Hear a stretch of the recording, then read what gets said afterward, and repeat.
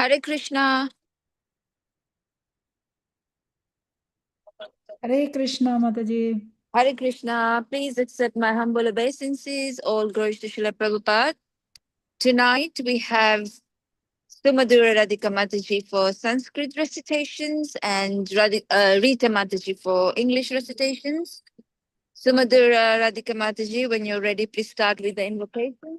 We will be reciting Canto 3, Chapter 26, verses 1 to 15.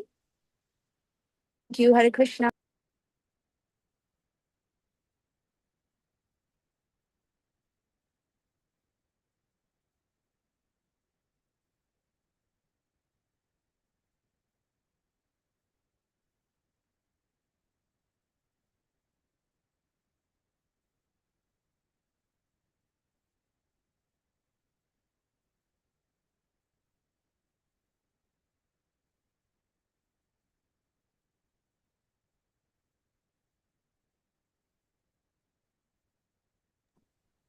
Hare Krishna.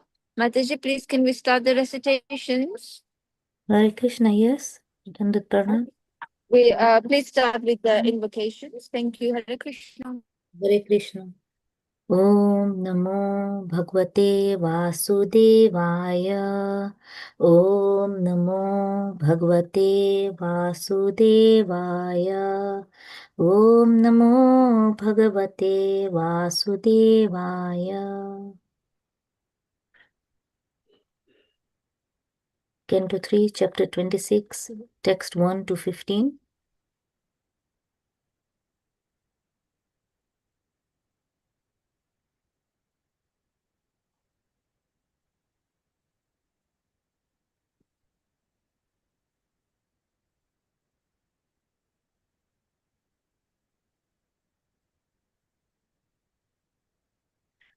Shri Bhagavan Uvacha अथ ते सम्प्रवक्ष्यामि तत्त्वानां लक्षणं पृथक् यद्विदित्वा विमुच्यत पुरुष प्राकृतेर्गुणे. Translation.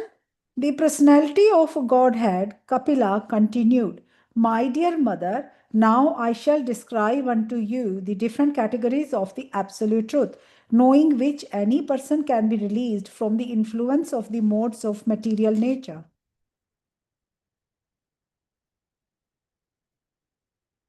Text 2. Jnanam निःश्रेयसर्थाय पुरुषस्यात्मदर्शनं यदाहुर्वर्णयेत्तत्ते हृदयाग्रन्थिभेदनम्. Knowledge is the ultimate perfection of self realization. I shall explain that knowledge unto you by which the knots of attachment to the material world are cut. Text 3. अनादिरात्मा पुरुषो निर्गुणा प्रकृते परः प्रत्याग्धाम स्वयं ज्योतिर्विश्वं येन समन्वितम्. The Supreme Personality of Godhead is the Supreme Soul, and He has no beginning. He is transcendental to the material modes of nature and beyond the existence of this material world. He is perceivable everywhere because He is self effulgent, and by His self effulgent luster, an entire creation is maintained.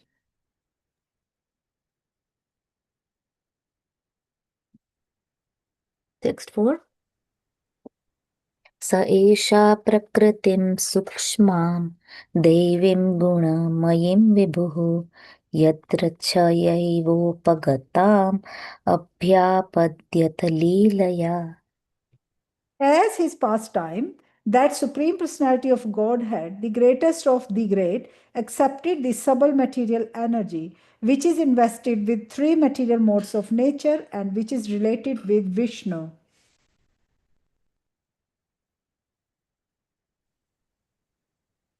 Text 5.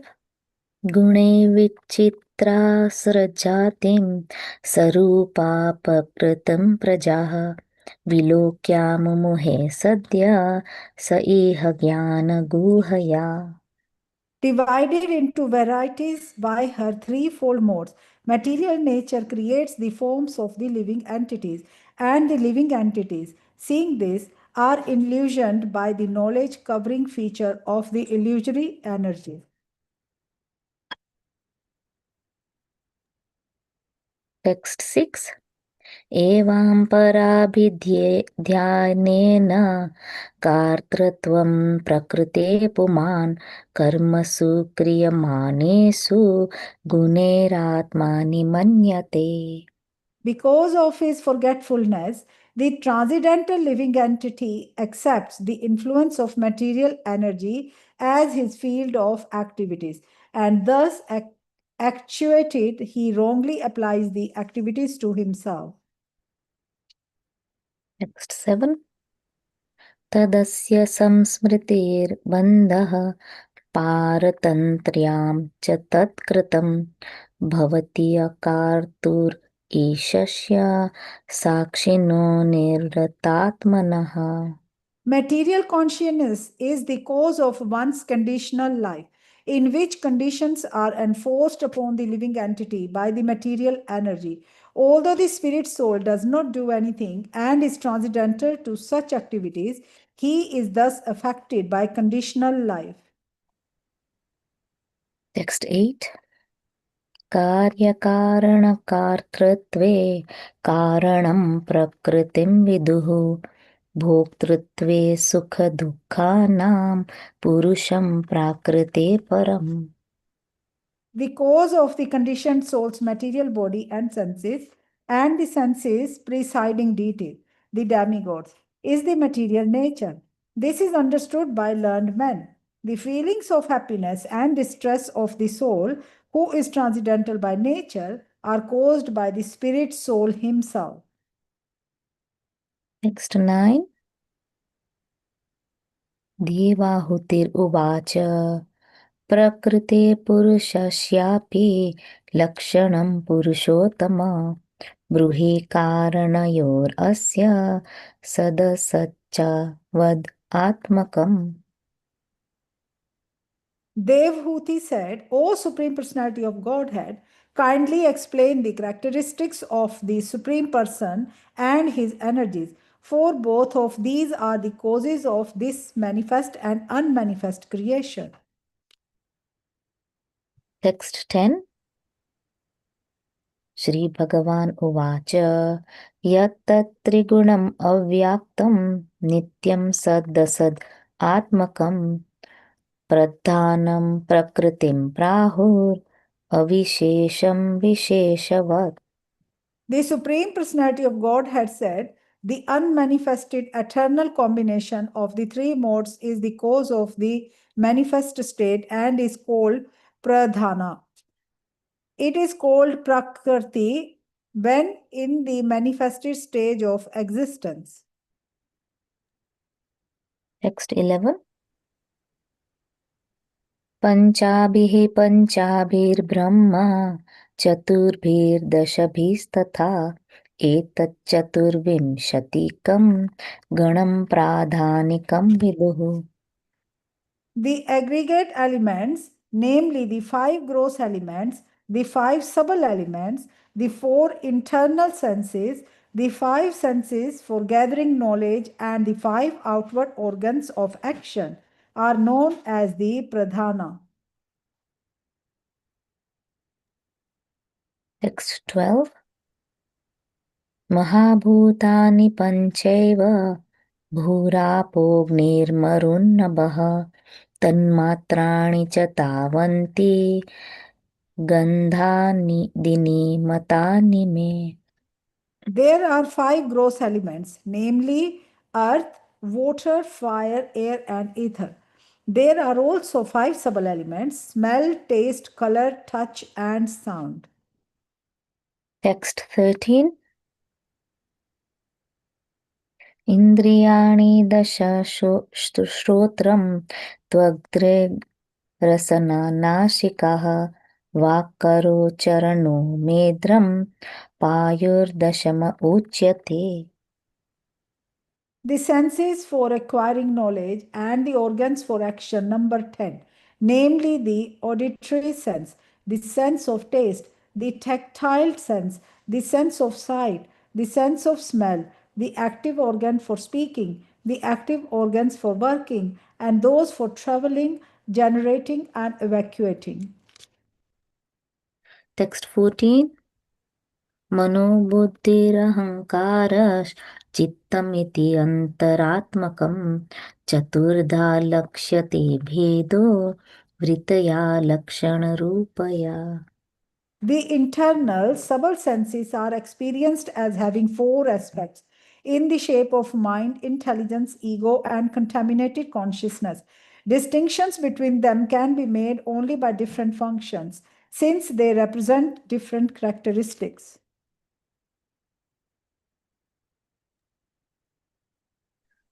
Text 15.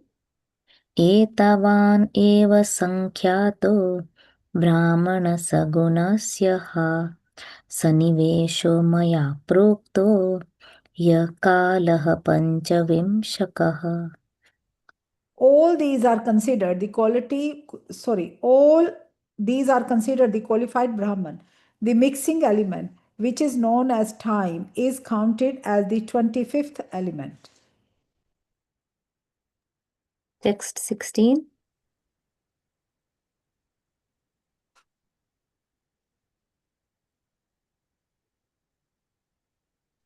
Hare Krishna. Thank you everyone for joining. So today we'll cover verses 4 to 5 of chapter 26, canto 3. So before we start, I'm going to turn. Omagyanatimirandasya Gyananjana-shalakaya Chakshurunmilitam yena Tasmai Shri Guruve Namaha Shri Chaitanya Manobishtam Stapitam yena Bhutale Swayam Rupa Katahmayam Dadati Svapadantikam Vandeham Shri Guru Shri Yuta Padakamalam Shri Gurun Vaishnavamascha Shri Rupam Sagrajatam Sagana Raghunathanvitam Tam Sajivam Sadhvaitam Savadhutam Parijana Sahitam Krishna Chaitanya Devam Shri Radha Krishna Padan Sahagana Lalita Shri Vishakhanvitamascha He Krishna Karuna Sindhu Dinubandhu Jagatpate Gopesha Gopika Kanta Radha Kanta Namostate Tapta Kanchana Gourangi Radhe Vrindavaneshwari Vrishabhanu Sute Devi Pranamami Hari Priye Panchakalpatarubhyascha Kripa Sindhubheva cha Patitanam Pavanebhyo Vaishnavebhyo Namo Namaha Namo Vishnupadaya Krishna Prishtaya Bhutale Shrimate Bhakti Vedanta Swami Nityanamine Namaste Saraswati Deve Gaurvani Pracharine Nirvishesha Shunyavadi Pashtatya Deshatarine Jaya Shri Krishna Chaitanya Prabhu Nityananda Shri Advaita Gadadhara Shivasadi Gaura Bhaktavrinda Hare Krishna Krishna Krishna Hare Hare Hare Rama Rama Rama Hare Hare Vishnu Padaya Krishna Vishtai Bhutare Shimate Katankan Swami Nityanamani Vishnu Padaya Krishna Vishtai Bhutare Kodasari Advaita Swami Nityanamani. Thank you everyone for joining. So today we will be covering Canto 3, Chapter 26, which is entitled Fundamental Principles of Material Nature, verses 4 to 5. So before I share my screen and go through the verses, what I wanted to do is just do a quick recap summary, just so that we know where we're at in the Srimad Bhagavatam. So we're in the beginnings of a conversation between Devahuti and Kapila or Kapila Muni. And this conversation actually starts with Devahuti inquiring about liberation. And this comes about all the way in some earlier chapters, whereby Kardama Muni had just given up family life. He had renounced and left Devahuti alone with their son Kapila. And Devahuti, after Kardama Muni had left, was meditating, was contemplating, was recalling the instructions that she got from both Kardama Muni and especially Lord Brahma.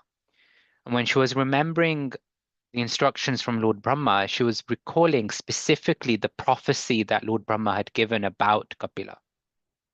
about how Kapila Muni would practically help enlighten the whole world, but specifically in the previous chapters rather, we hear about how Lord Brahma prophesizes that Kapila will cut off the knots of ignorance and doubt for Devahuti.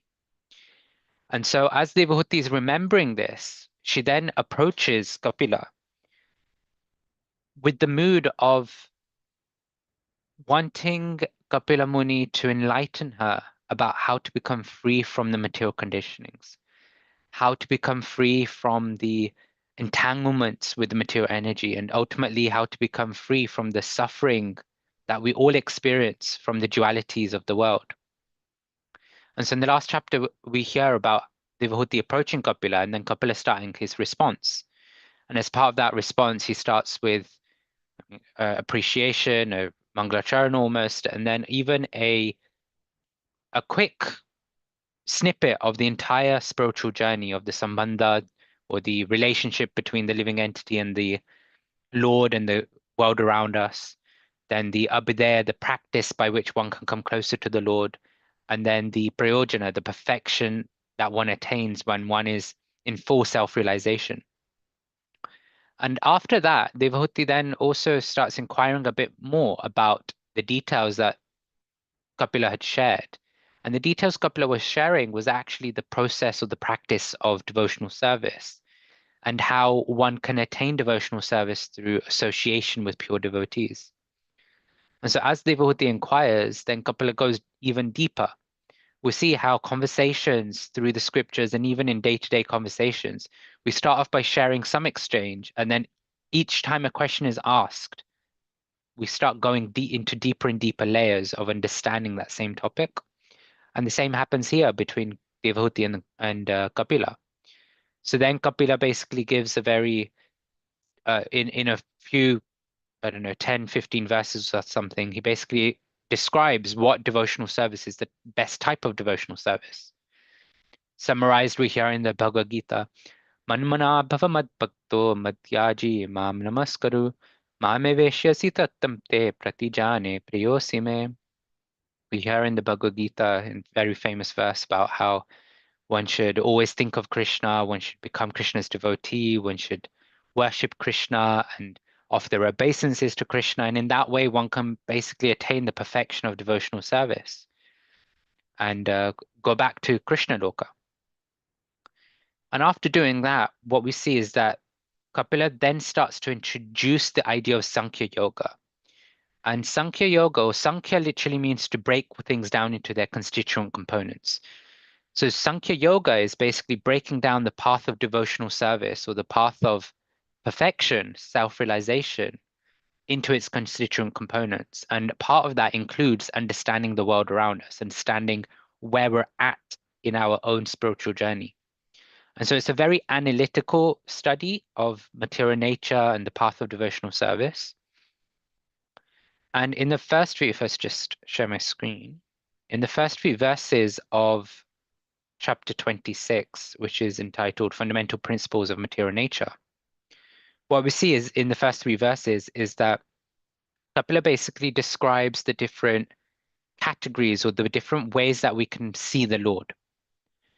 And the ultimate conclusion that we see here is that the Supreme Lord, or Krishna, is everywhere, and his energy is everywhere, and yet Krishna is beyond everything, right? The absolute truth is basically beyond material nature, or adokshaja as is described, but yet he's present everywhere through his self-effulgent dasta, through his own effulgence. And then we come to verses 4 and 5. Would anybody like to volunteer to read the Sanskrit and the translation?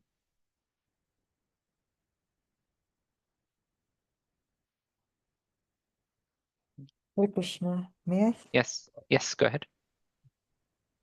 Hare Krishna. Sa isa prakritim shukshmam devim guna mahim vibhu yadricha yaivo bhagatam abhyapadayata lilaya. Do you want to read the translation as well? Yes, please. As this pastime, the Supreme Personality of Godhead, the greatest of the great, accepted the subtle material energy which is invested with three material modes of nature and which is related to Vishnu. Thank you very much. Anybody like to read the first paragraph of the purport? Hare Krishna, I can read that. Yes. Purport. In this verse, the word Gunamayam is very significant. Devim means the energy of the Supreme Personality of Godhead, and Gunamayim means invested with three modes of material nature. When the material energy of the Supreme Personality of Godhead appears, this Gunamayam energy acts as manifestation of the energies of the three modes. It acts as a covering.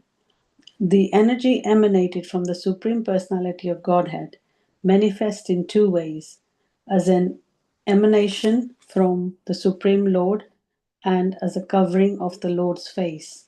In Bhagavad Gita, it is said that because the whole world illusioned by the three modes of material nature, the common conditioned soul, being covered by such an energy, cannot see the Supreme Personality of Godhead. The example of a cloud is very nicely given. All of a sudden, there may appear a big cloud in the sky. This cloud is perceived in two ways. To the sun, the cloud is a creation of his energy, but to the ordinary common man in the conditioned state, it is a covering to the eyes. Because of the cloud, the sun cannot be seen. It is not that the sun is actually covered by the cloud, only the vision of the ordinary being is covered. Similarly, although Maya cannot cover the Supreme Lord, who is beyond Maya, the material energy covers the ordinary living entities. Those conditioned souls who are covered are individual living entities, and he from those energy, Maya, is created, is the Supreme Personality of Godhead. Hare Krishna. Thank you very much, Mataji. So before I get to the first part of the purport, what I really find interesting here is that the very last word is called Leelaya, and Srila Prabhupada starts off his purport, his translation as his pastime. When we think about the word pastime or the word Leela in a material concept, what comes to mind for anyone?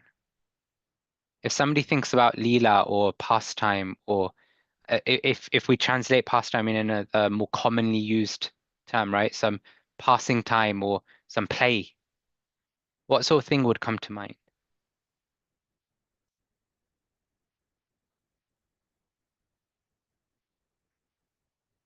So one that comes to mind for me is children playing at the beach or in a sandpit. When we see passing time, when we see playfulness, we see children often associated to playfulness. Because what happens on the beach, what happens in a sandpit is that children will create a sandcastle or something out of the sand, right? A very nice structure, something that they can play with, something that they know is temporary for their enjoyment. It has no real significance, no real implication for them. And what happens at the end of the day?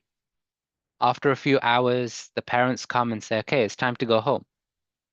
And so the children just leave everything behind, leave the sandcastle that they've spent, hour or however long building with nice details sometimes with their bucket and their spade and the different items that they've brought. But they just leave it behind and just go. They just go back home.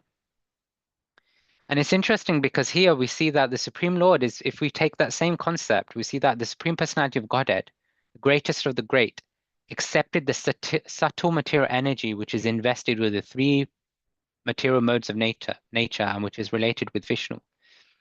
We see that the Supreme Lord has that same experience with the material world. The material world is just like a sandcastle for the Supreme Lord, whereby just for play, even though it's temporary, but just for play, he creates this world just to enjoy with it. And then when we get into the purport, we see the very first thing that Sri Prabhupada talks about is the energies of the Lord, and specifically the material energy. So we understand that there are different ways that we can understand the Lord's energies, and one very common way that the Lord's energies are categorized is through the Antaranga, the Bahiranga, and the Tatashta Shaktis, right? Antaranga means the internal potency, the internal energy of the Lord. So it's his direct spiritual energy. Then we have the Bahiranga energy, the Bahiranga Shakti, and that is the Lord's external energy, or the material energy. And then we've got the Tatashta Shakti, which is the Lord's marginal energy. So that's where the living entities fall under. And this marginal energy is actually part of the spiritual, part of the Antaranga, the internal energy, but it's specifically defined differently because it is minute in quantity. And so when we look at the Bahiranga energy, or the external energy, the material energy, we see that a part of that is this here, the Gunamayim energy, which manifests. So part of the material energy is also or a big prominent part of the material energy is the Guna energy, the energy of the three modes of nature. And what does that do? Shripad says it acts as a covering. That the external energy of the Lord, which is the three modes are a part of, it acts as a covering. And what does it cover? It says here, the energy emanated from the Supreme Personality of God manifests in three ways: as an emanation from the Supreme Lord, and as a covering of the Lord's face. So the three modes of nature actually covers the vision of the Lord for the living entity. So we see that the tatashta, or the marginal energy of the Lord, is minute in quantity, but the same in quality as the Lord. And because of its minute quantity, actually has the ability to become influenced by the material energy. And so that's what stops us from seeing the Lord. When we talk about Maya, or the Maya Shakti, there's actually two types of Maya Shakti. One is called Mahamaya, and the other is called Yogamaya. Yogamaya, we see, is actually a covering of, it's a facilitation of the Lord's pastimes and arranging sweet, sweet interactions between the Lord and his devotees by creating a covering whereby the devotees and even the Lord himself forgets the Lord's supremacy. In Krishna Lila, we see there's so many pastimes, so many sweet interactions between Krishna and his devotees, where Krishna tries his best to show that I am the Supreme Lord, but the devotees just have none of it because they cannot see Krishna in that majestic or supreme form, because they don't have that awareness, because they're covered by that Yogamaya Shakti. If we look at the pastime of lifting of the Govardhan hill, we see for 7 days, 7 nights, Lord Krishna is picking up or lifting up the Govardhan hill with the little finger, the pinky finger of his left hand. And in different pastimes, or different acharyas have described how sometimes he's playfully, like, all the Vrajavasis are saying, oh, Krishna, you get tired, we'll put sticks up, right? So all the Vrajavasis are holding sticks, and Krishna just very playfully just releases his finger slightly, and all the sticks start to shake, because obviously a hill versus, however many sticks there are, the hill is going to outweigh the sticks and cause the sticks to snap. And then the Vrajavasis are, oh, no, Krishna, you keep hold the Govardhan hill. Then at the end of the 7 days, we see Yashoda Ma is coming to Krishna and being like, oh my gosh, you've not eaten for 7 days. And she feeds him 7 times a day, or 8 times. Yeah, one of those, 7 or 8 times a day. And Madhumangal is there going, no, Krishna didn't lift the hill at all. It was actually my Brahminical Shakti that held the hill up. So like this, we see that the Vrajavasis' love for Krishna is so much so, and it's all facilitated and arranged by Yogamaya, that even though Krishna is performing these supremely and majestic activities, they can't see it because their awareness of the Lord's majesty is just not there, because Yogamaya has covered it.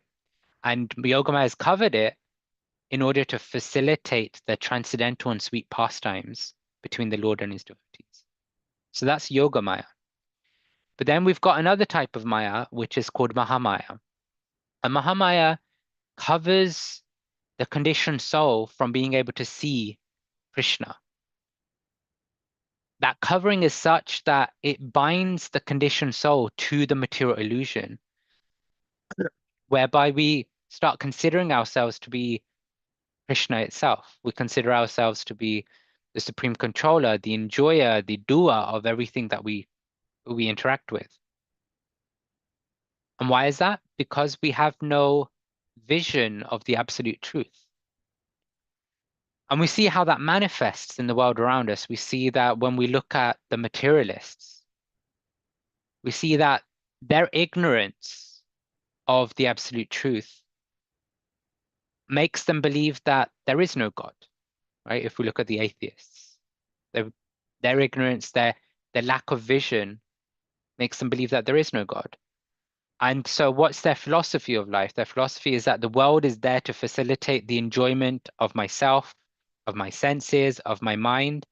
And from Bhagavad Gita, chapter 16, we understand that all of that is rooted in sex desire. If we look at the impersonalists or these mental speculators, we see that their philosophy of life is that there is no God, or we are all God, or we are all part of the same energy. And so then that ignorance creates even more confusion, because then what's the difference between the body and the self? What's the difference between matter and spirit? What's the difference between the soul and the super soul? How is it that the soul, who is meant to be the super soul, can fall under the influence of matter? And so like this, so much confusion gets created from the lack of awareness of the absolute truth and the lack of understanding. And so Srila Prabhupada uses this very nice analogy of here, the example of a cloud is very nicely given. All of a sudden, there may appear a big cloud in the sky. This cloud is perceived in two ways. To the sun, the cloud is a creation of its energy, but to the ordinary common man in the conditioned state, it is a covering to the eyes. Because of the cloud, the sun cannot be seen. It's a very nice example, because if we think about the cloud, right? If we think about the sun, then us standing on planet Earth, okay, UK is a bit of an anomaly because we very rarely see the sun, although nowadays it's been coming out a fair bit. But if we were out looking at the sun and then some clouds came, from our perspective, we'd be saying that the sun is covered by the cloud. But actually, is the sun covered? No. It's our vision as the seer that's covered and stopping us from seeing the sun. Because if we look from the sun's perspective, we understand that the sun is so huge and the cloud is just an insignificant object. So how can an insignificant object such as the cloud actually cover the sun? It only covers our vision. And so in the Bhagavad Gita, we understand Krishna says, Devi Hesha Gunamai Mama Maya Duratyaya Mamevaya Prapadyante Maya Metam Tarantite. He says that this divine energy of mine, the Devi Hesha Gunamai, which consists of the three modes of material nature, is very difficult to overcome. But those who have surrendered unto me can easily cross beyond it. In the Bhagavad Gita, Krishna says that actually this divine energy, the three modes of nature, the material energy, is actually my own energy. And if it's his own energy, then how can Krishna be covered by his own energy? if he's covered by his own energy, then that must be to facilitate a divine pastime, which means it's Yoga Maya. But the Mahamaya cannot cover Krishna, because that is actually just a covering of for the souls, for the living entities. Because Krishna, we understand, is adokshaja, he's beyond the material energy. And so the Lord isn't actually covered, it's just our vision that becomes covered. And because our vision becomes covered, what happens is that it causes misconceptions, it causes misinterpretations, it causes misunderstandings, and ultimately it creates a illusion and an ignorance where we start to consider that the matter or the body is the self, is the spiritual essence. It creates this illusion whereby everything around us that we cast our eye on, cast our thought on, is permanent. And it creates this shadow of a misunderstanding that gets created for us, where we start treating this world as the real world instead of as a hotel that we're passing through to get to the real destination. And so here we see these conditioned souls who are covered are individual living entities, and he from whose energy Maya is created is the Supreme Personality of Godhead. So we see that we as the living entities, we can become, as conditioned souls, we can become covered by the Maya energy, but the Supreme Lord is actually beyond it. Anybody like to read the second paragraph?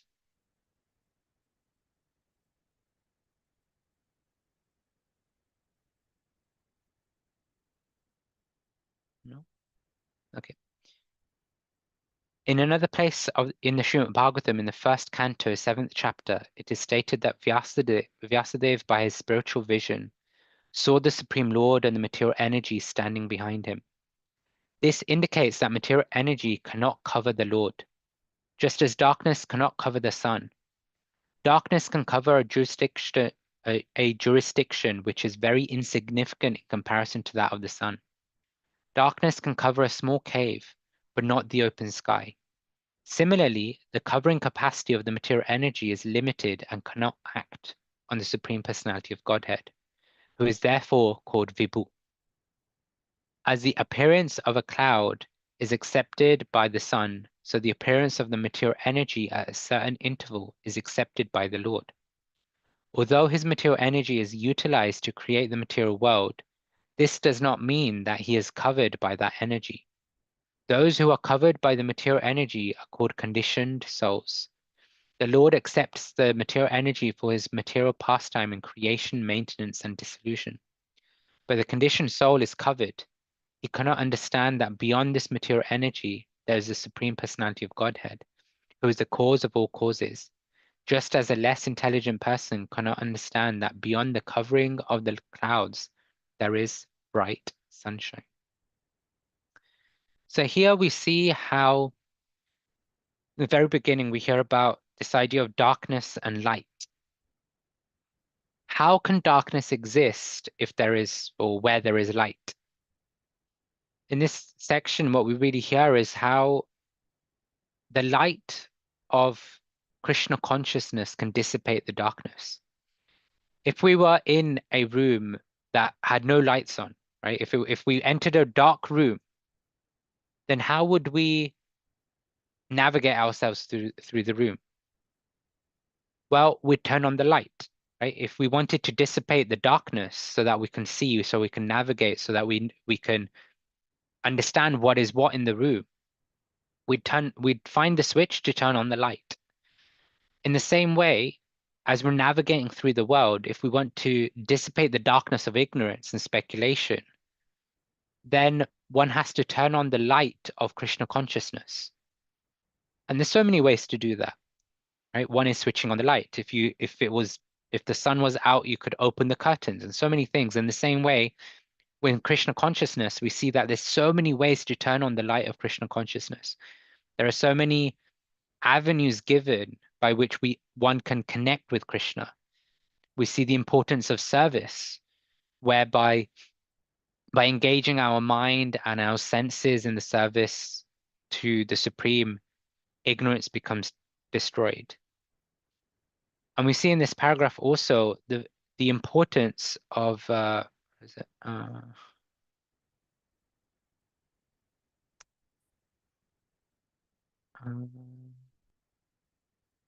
act as who is difficult as the appearances, so the appearances.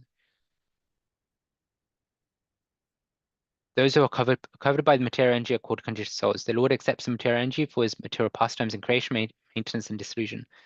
But the conditioned soul is covered. He cannot understand that beyond this material energy there is the Supreme Personality of Godhead, who is the cause of all causes.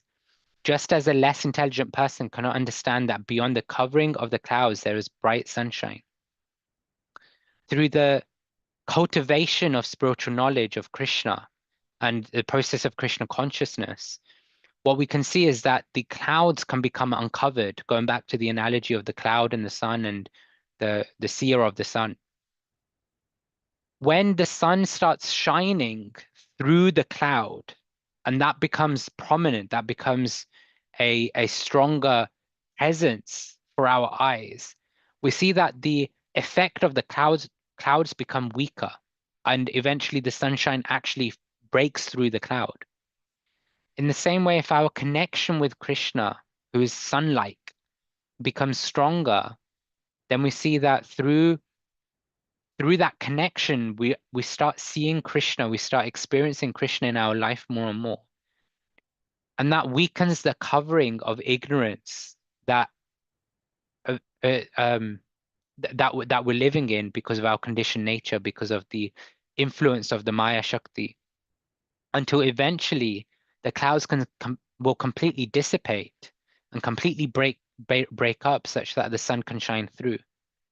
And at that point, we find ourselves living completely in Krishna consciousness, where there is no cloud of ignorance that oversees us, that overlooks our life. And so in this verse, what we very much see is how the energy of the Lord, the external energy, or the Maya energy, or the Gunamayim energy of the Lord, is there to facilitate the covering of the conditioned soul and covering their vision of the absolute truth.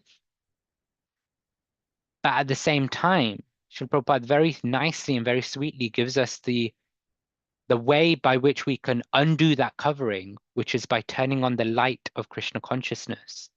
By letting Krishna enter our life more and more, we find that the ignorance of that darkness starts to dissipate.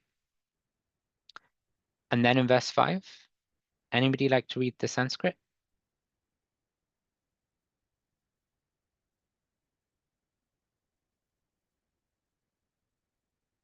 Oh, quiet crowd today.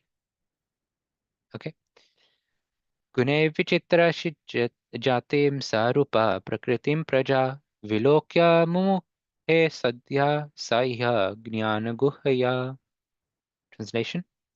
Divided into varieties by her threefold modes, material nature creates the forms of the living entities, and the living entities, seeing this, are illusioned by the knowledge covering feature of the illusory energy. Purple. Material energy has the power to cover knowledge, but this covering cannot be applied to the Supreme Personality of Godhead. It is applicable only to the praja, or those who are born with material bodies, the conditioned souls.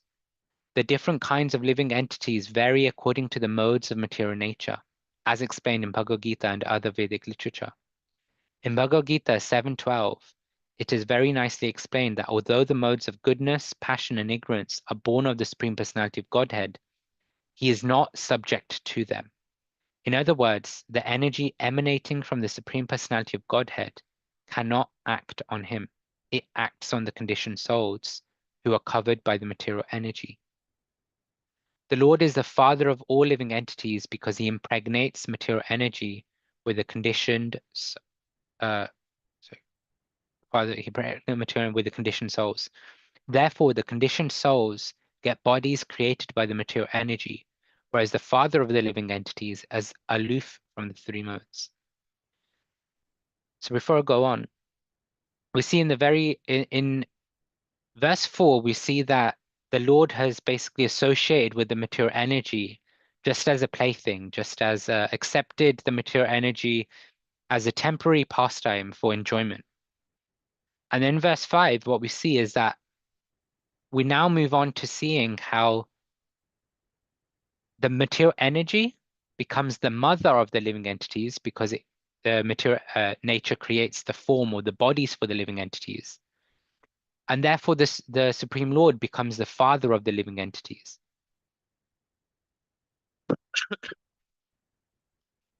And in that way, what we see is that different kinds of living entities vary according to the modes of material nature. We will see later on in the purport how it's described that 8.4 million species of life are created through the interactions of the three modes of nature. We understand that the three modes are sattva or goodness, rajas or passion, and tamas or ignorance. And one might naively think that, oh, these are three different categories. They are mutually exclusive categories, that something or someone can be in the mode of goodness or in the mode of passion or in the mode of ignorance. But what we see is that the three modes are not mutually exclusive. They're not categories that live independently of each other. But actually, there's an interplay between them. There's an ongoing competition and an ongoing mixing of the three modes. And because of that mixing, we come to 8.4 million species of life that are created by the different combinations of the three modes.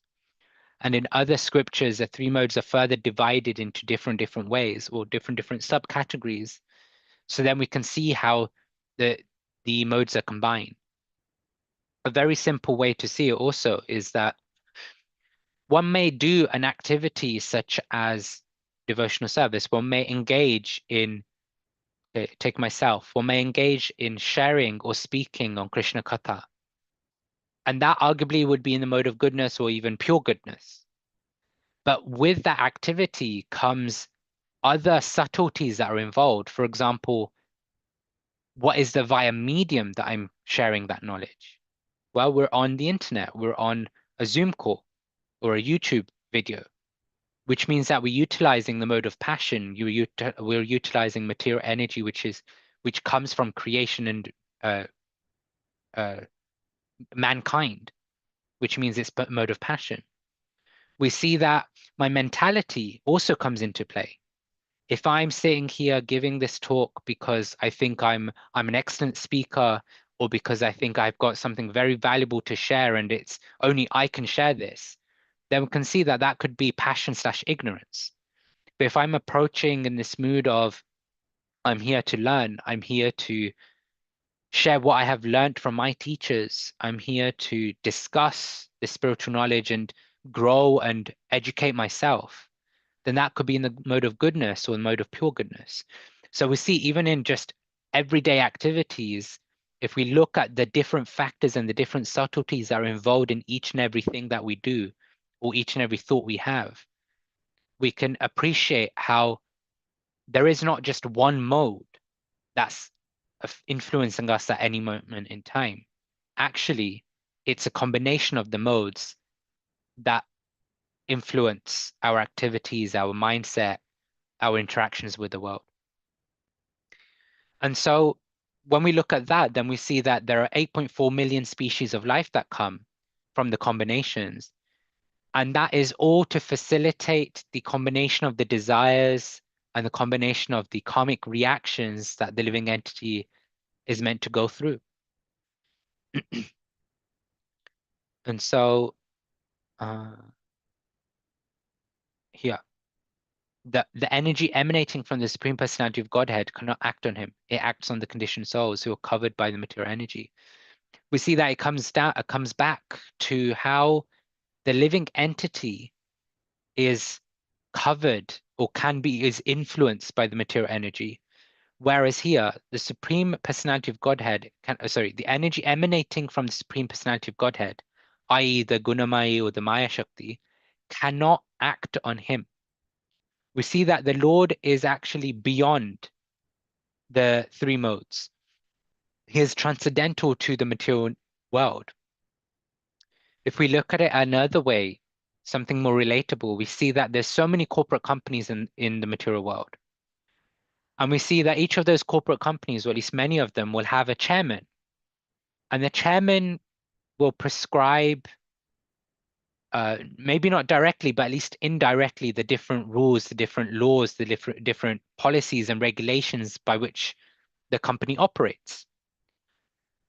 And we see that all of those different rules apply to the employees, but not to the chairman, not to the owner itself. And the chairman remains aloof from all of this. In the same way, in the last sentence, we see, therefore the conditioned souls get bodies created by the material energy, whereas the father of the living entities is aloof from the three modes.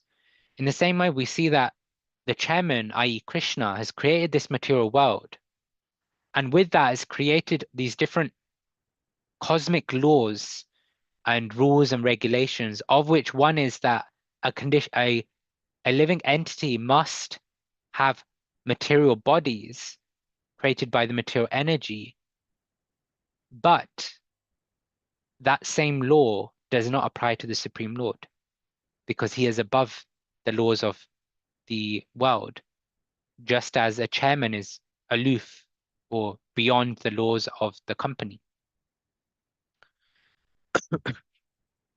And then we go on to the next one. It is stated in the previous verse that the material energy was accepted by the Supreme Personality of Godhead in order that he might exhibit pastimes for the living entities who wanted to enjoy and lord it over the material energy. This world was created through the material energy of the Lord for the so-called enjoyment of such living entities. Why this material world was created for the sufferings of the conditioned souls is a very intricate question. There is a hint in the previous verse in the word lilaya, which means for the pastimes of the Lord. The Lord wants to rectify the enjoying temperament of the conditioned souls. It is stated in Bhagavad Gita that no one is the enjoyer but the Supreme Personality of Godhead. This material energy is therefore created for anyone who pretends to enjoy. An example can be cited here that there is no necessity for the government's creation of a separate police department, but because it is a fact that some of the citizens will not accept the state laws, a department to deal with criminals is necessary. There is no necessity, but at the same time, there is a necessity. Similarly, there was no necessity to create this material world for the sufferings of the conditioned souls. But at the same time, there are certain living entities known as Nitya-Baddha, who are eternally conditioned. We say that they have been conditioned from time immemorial because no one can trace out when the living entity, the part and parcel of the Supreme Lord, became rebellious against the supremacy of the Lord. We see that we come back to this idea of the Leela, the Leelaya, because here what we're considering in the second paragraph is, why did the Lord create the material world in the first place? And it is all for enjoyment, right? For the pastimes of the Lord. But specifically, when we look at the creation of the material world, as we go through this paragraph and even other places from the Bhagavatam and Srila Prabhupada's purports, we see that whenever we talk about the material world and the creation of the material world, we often come across this point that it's all to facilitate the desire for independent enjoyment, right? Which is lila in one sense. The idea of enjoying oneself is lila. But lila specifically becomes transcendental when it's associated to the Lord. But when it becomes associated to the living entity, we don't really refer to it as lila, which, because we understand that it's not a pastime of our choosing in the real sense. And so when we look at the creation of the material world, we see that the age-old debate comes up of the fall of the jiva, where Srila Prabhupada, some of our acharyas have spoken about how the living entities were once in the material world, enjoying themselves and fully relishing their relationship, their connection, their service to Krishna and the other devotees. But at some point, even momentarily, there was a contemplation, there was a thought. What would it be like to enjoy independently of Krishna? And out of Krishna's love, Krishna then goes on to create this entire material world, this entire playground, or this entire sandcastle, just to facilitate that desire of ours, so that we can pretend to be enjoyers. And when we look at Bhagavad Gita chapter 5, we see that there's the very nice peace formula at the very end. Bhoktaram yagna tapasam sarvaloka maheshwaram suridam sarvabhutanam nyatva mam shantim richati. We see in that peace formula where it's described that those who know Krishna as the ultimate purpose of all sacrifices and austerities, those who know that the Supreme Lord, that Krishna is the Supreme Lord of all planets and demigods, he is the benefactor and well-wisher of all living entities, such a person can actually attain true peace from the pangs of material miseries.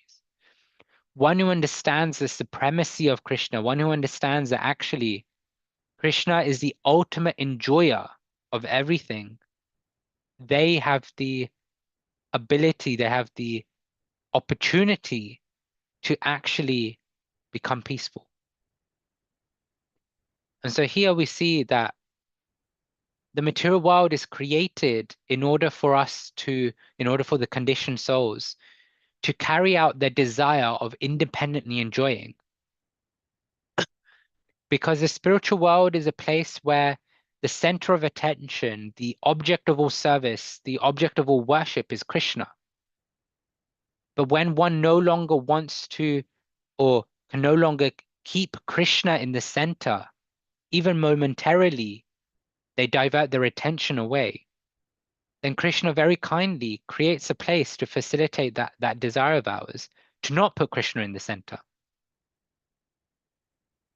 And Srila Prabhupada gives a very nice example again about the government and the police department, right? The government creation of a separate police department. We see that if all of the citizens of the country had complete faith in the government, and obviously if the government was completely honorable in its own way, if it was a perfect government and the citizens perfectly followed the government's rules and regulations, and everything that the individual was doing was supportive of the progression of the country, of the progression of the government, and creating peace and prosperity for everyone, every living entity, then we see that a police department has no business there. It has no need to exist. But because there are individuals, because there are people who don't want to follow the rules of the government, then the police department is created in order to keep those people in check. In the same way, the material world actually has no reason to exist, because all of us living entities come from the spiritual world. But because we develop this contemplation or even this desire to not follow the ways of the spiritual world, where Krishna is at the center, where the devotees are fully engaged in hearing, chanting, serving Krishna and the other devotees. And we have then developed this desire that, what would it be like if I was to be served, if I was at the center of the universe? Then Krishna creates that police department or the material world in order to keep us in check.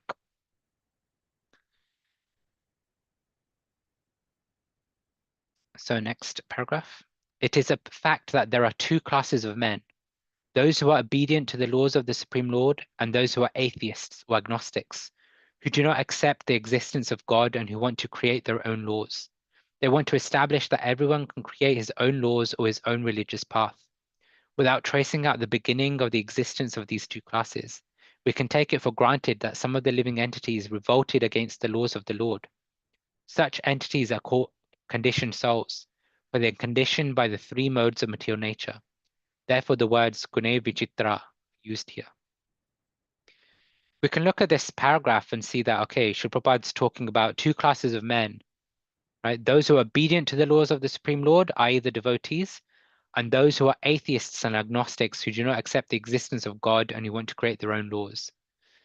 We can see that there's a separation here that Srila Prabhupada gives, where you've got the devotees and then the atheists and agnostics on the other side. And we can look at this paragraph or similar sort of narrations or explanations by Srila Prabhupada and think, oh yeah, we fall into the category of the devotees because we're following Krishna's orders. We're endeavoring to follow the Bhagavad Gita, the Srimad Bhagavatam, the Chaitanya Charitamrita, and all the other literatures.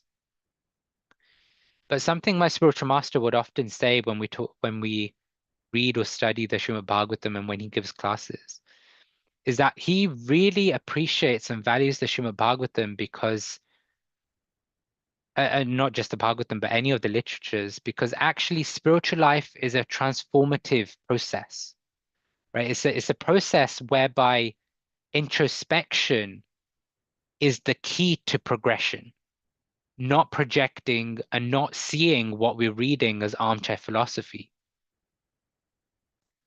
And so when we introspect, when we look at this paragraph or this section, this idea of the atheists and the agnostics who do not accept the existence of God and who want to create their own laws, and we look at this description and introspect on it, what we can think about is, are we carrying or are we navigating through the world in the garb or a disguise of a devotee, but actually internally in our mind, in our mentality, in our philosophy, we're actually carrying a lot of atheism or agnosticism?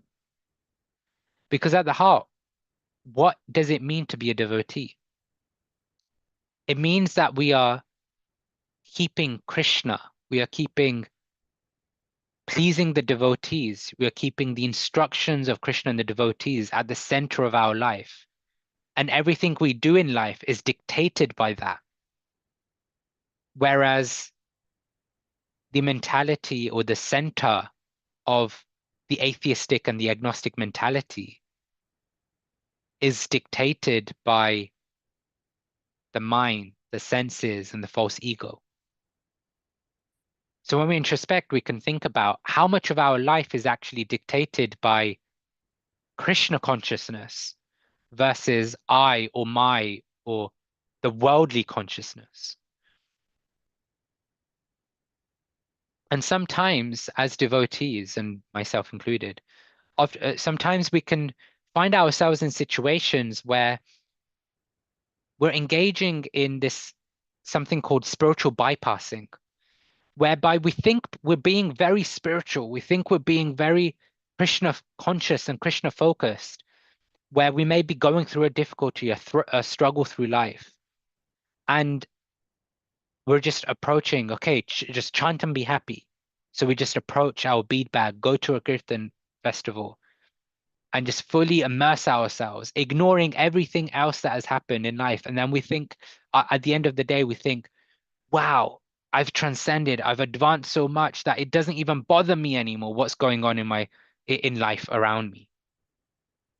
But actually, that's quite dangerous, because that can be considered what we think is spiritual advancement could actually be our immature neglect of our situations.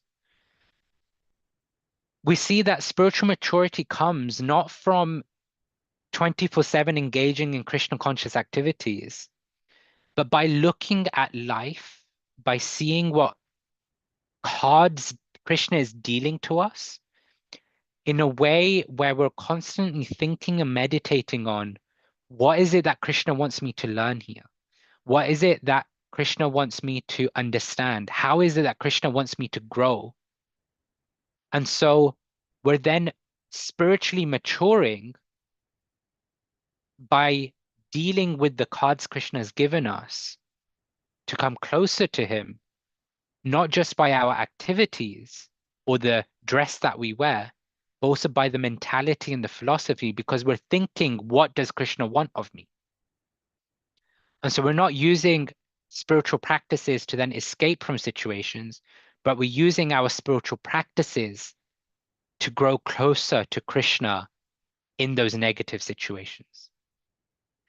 And so in this paragraph, at least what I take away is that it's very important that as devotees, we continue to look deep within, we continue to introspect and rip out all those weeds that cause that agnostic or atheistic philosophy, where we actually put I, me, mine in the center, and where we sometimes even immaturely misunderstand or misapply the scriptures by, in quotes, transcending the situations around us, when actually our mentality is still very much engrossed in it, but we're just escaping from the situations in order to be seen as a spiritually advanced person.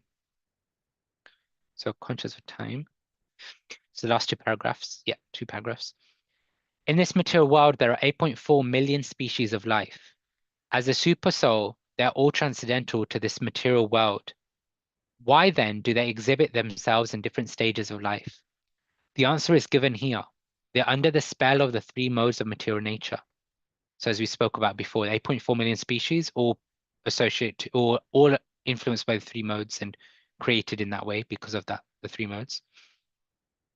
Because they were created by the material energy, their bodies are made of the material elements. Covered by the material body, the spiritual identity is lost, and therefore the word mumuhe is used here, indicating that they have forgotten their own spiritual identity. This forgetfulness of spiritual identity is present in the jivas or souls who are conditioned, being subject to be covered by the energy of material nature. Jnana guhaya is another word used. Guha means covering. Because the knowledge of the minute conditioned souls is covered, they are exhibited in so many species of life. It is said in the Srimad Bhagavatam, 1st canto, 7th chapter, the living entities are illusioned by the material energy. In the Vedas also, it is stated that the eternal living entities are covered by different modes and that they are called tree-colored, red, white, and blue living entities. Red is the representation of the mode of passion, white is the representation of the mode of goodness, and blue is the representation of the mode of ignorance. These modes of material nature belong to the material energy, and therefore the living entities under these different modes of material nature have different kinds of material bodies. Because they are forgetful of their spiritual identities, they think the material bodies to be themselves. To the conditioned soul, me means the material body. This is called moha, bewilderment. It is repeatedly said in the Katha Upanishad that the Supreme Personality of Godhead is never affected by the influence of material nature. It is rather the conditioned souls or the minute infinitesimal parts and parcels of the Supreme who are affected by the influence of material nature and who appear in different bodies under the material modes. So we see through these two verses, these two paragraphs, that the misconception of the body as the self instead of seeing the soul as the self, and we say that the cause of that conditioning is basically, as Sri Prabhupada calls it, the bewilderment that the material that the conditioned soul undergoes, confusing matter to be spirit.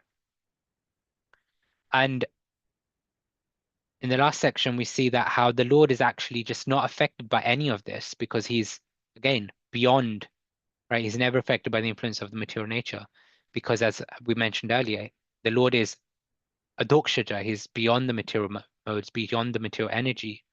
But the conditioned souls are the minute infinitesimal parts and parcels of the Supreme who are affected by the influence of material nature and who appear in different bodies under the material modes. They are affected. When we consider the misidentification, we see that that misidentification is very prominently seen through an example of a driver and a car. When one wants to drive from London to Manchester, we say that I am driving the car, right? We don't say I car. we say that I am driving the car because we recognize intrinsically that there's a difference between the driver and the car or the machine. But if one is so illusioned that they misunderstand or mistake that the machine that is taking them from one place to another, from one location to another, is actually themselves, we understand that they've gone mad. Even from a material perspective, we'll call them, we'd consider that they've got some madness in them.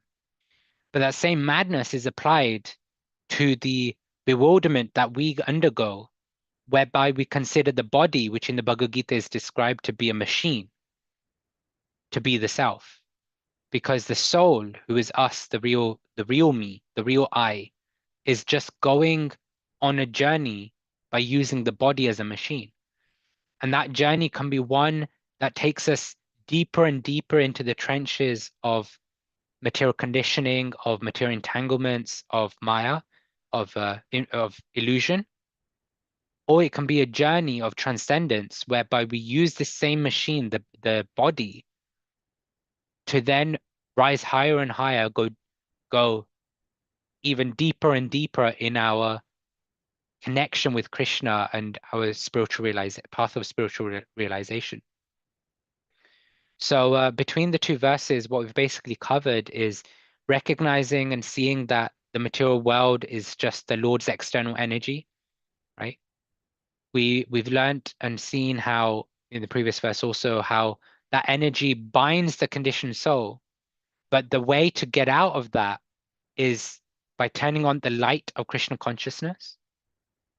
And then we see how, through this verse here, how the Father, Krishna, and the material energy as the mother facilitates our desires, which is why the material world has even come to existence. But the Lord is never under the influence of the laws of the material world, because he is beyond them.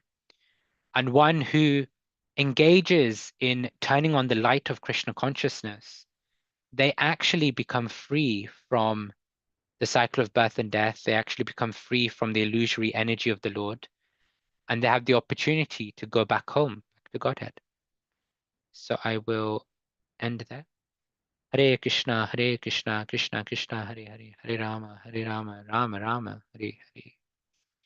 Any questions, comments, corrections, doubts, reflections?